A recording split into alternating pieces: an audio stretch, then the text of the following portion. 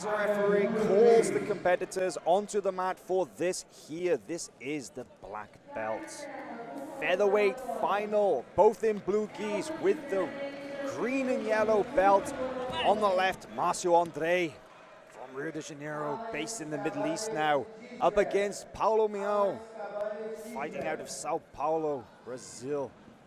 Now this is a real clash of styles, a real clash of personalities here. Marcio Andre very aggressive in his jiu-jitsu. We were talking about this yesterday, in that he is a very go-forward fighter. He even says it himself, sempre pra frente, always looking to attack, to sweep, to finish, to pass it. He does it all. And Paulo Miyao, one of the most consummate professional competitors on the jiu-jitsu scene of modern times, very active. You see him almost every IBJJF tournament. Right now, this final here in the black belt featherweight division.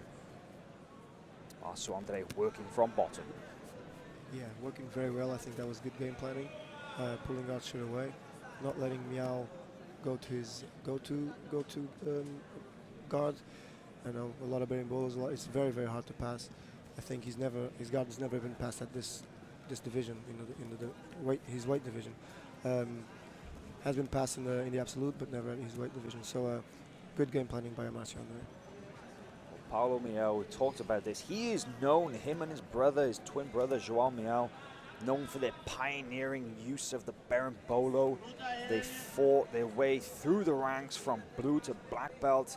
Just became absolutely infamous for their use of the De La Riva and the berimbolo. Faced some criticism. Their style was deemed controversial for their use of the guard and even accepting guard after hitting the sweep, and not playing top position when they had the opportunity. But we've seen a complete change this last 12 to 18 months, particularly from Paulo Miyao. And there's a sweep from Marcio Andre.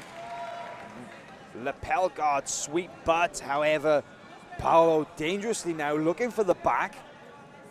Got the hip control, coming back up on top. This is dangerous here, got the pressure on. And we're just saying that Paulo Miyao, of course, been developing his top game. His pressure passing is something that he's deceptively strong for his size and his build. And you have to wonder, Andre, whether it was such a smart strategy for Marcio Andre to pull guard here. I think it's what you. I think it still was the right strategy. I think what you said before about him always moving forward, that was a little bit something new. Actually, I don't believe that they've been using contacts too recently, because they often struggle to actually see the scoreboard in the middle of matches. Maybe maybe something they decided to change, Andre. Yeah, maybe he forgot to take the lens off as well. It could happen. Marcio Andre with that open guard and the lapel control underneath his own right leg, wrapped around the shin of Paulo Miyao. Paulo controlling that foot, doing his best to go forward, drive through that guard. A lot of experience competing various tournaments around the world, but his collection of IBJJF medals growing by the month. Probably, well, I wouldn't say probably, I would say definitely the most active competitor in IBJJF competitions, and subsequently why he's ranked #1. Exactly. He competes very regularly, almost every weekend, mainly in the States. But yeah, he also not only mainly IBJJF, but he also goes to other around the world, other federations. Very active. Paulo Miyao now really putting the pressure on. You see him working that upper body grip, but Marcio Andre doing his best to create space. Really feeling the pressure there. Paulo stacking Marcio Andre forward. Now these two have got history. They go way back. They fought through the ranks. Had an incredible match in purple belt that I witnessed, and we really knew that we saw something special that day from these two.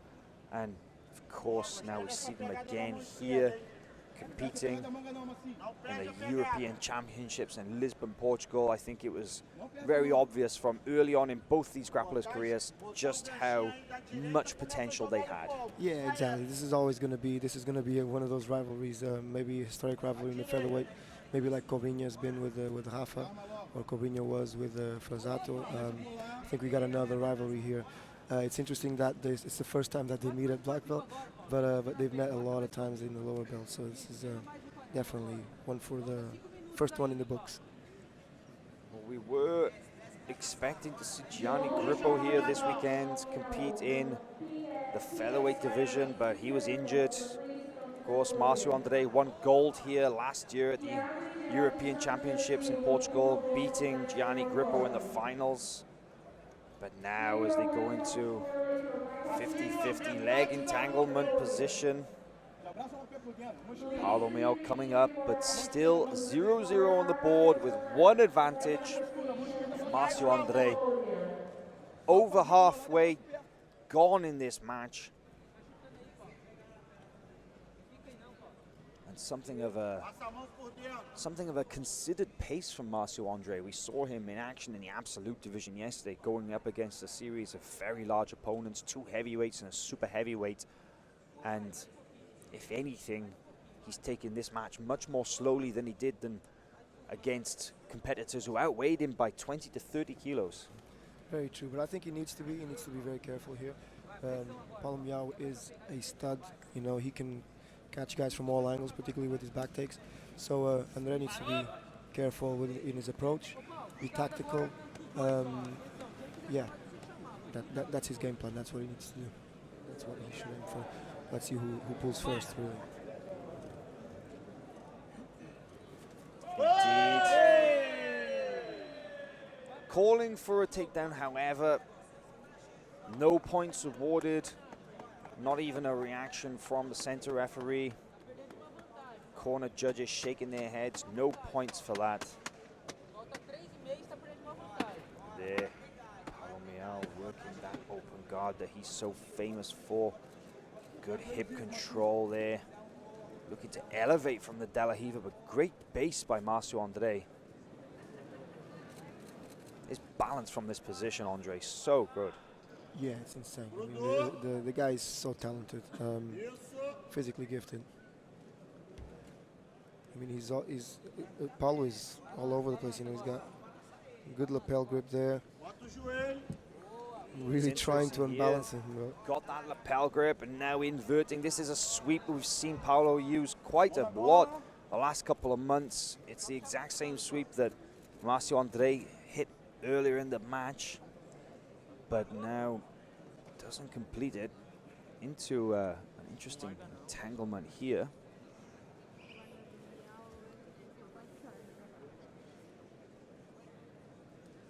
That lapel control, now we've really seen a growth and a sort of an explosion of competitors using that lapel control these last couple of months. It really seems to be the technique of the moment. Yeah, for sure. Really kills a lot of the guard passing styles used today. So slows down the pace. Very, fruitful for the competitor, particularly with the gi.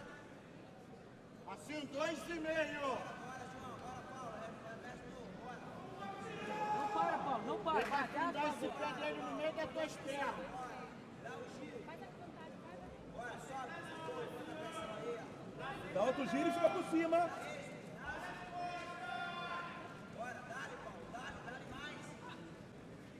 Now looking to come out the back is Paulo Miyao. Dangerous here now, dangerous territory for Marcio Andre. He's got to keep his base down low. This is exactly what Paulo Miyao likes to do. Come out for that crab ride to the back. Got the control of the pants. Using that shin in the back of the knee. Cutting the angle. This is dangerous for Marcio Andre. Very much so. I mean, that shin control behind the knee is very, very important. Maintaining great composure. Just coming up to a minute and a half remaining, but coming up to his feet. Marcio Andre thought we might see a takedown attempt there from Paulo Miyao, but now aggressively passing is Marcio Andre. But that flexible, rubbery guard of Paulo Miyao saves him. However, that's an advantage on the board for Marcio Andre. Now, 1 minute, 10 seconds left in this match.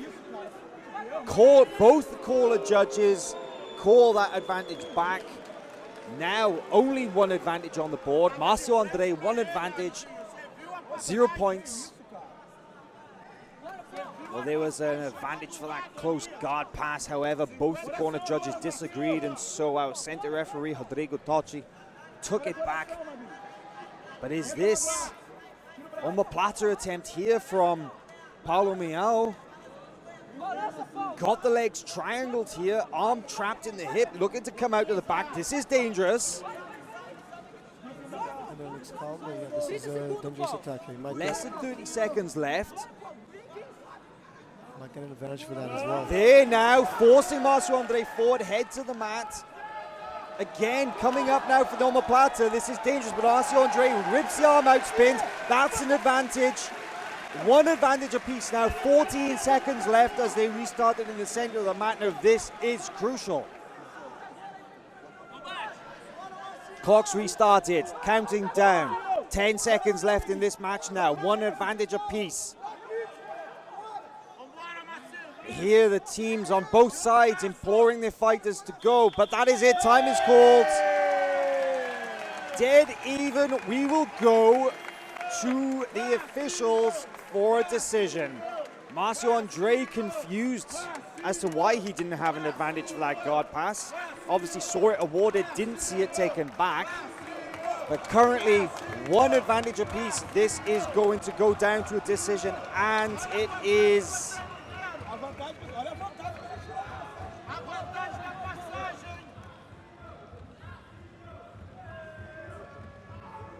Marcio Andre takes the featherweight gold by decision. 10-minute match, one advantage apiece. Well, not without its controversy, a few very close calls, however, a very hard-fought match. And we see the replay here, Marcio Andre's near guard pass there, that was that advantage that was, however, taken back off the scoreboard, really putting Paulo under pressure. And he retains his title still. That's right, 2015 and 2016, Marcio Andre takes the gold medal after a lengthy absence due to injury in 2015, back with a bang in his first major IBJJF tournament.